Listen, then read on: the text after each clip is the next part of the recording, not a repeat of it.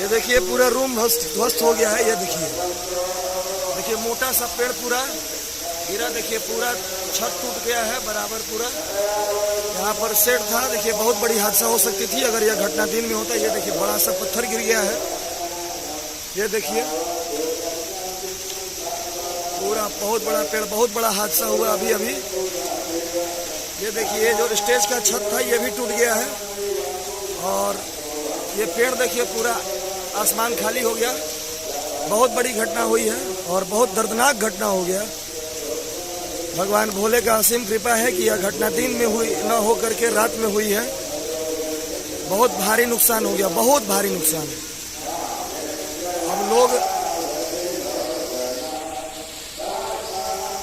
अब लोग जो है सावन में कैसे ठहरेंगे उसके लिए भी चिंता है।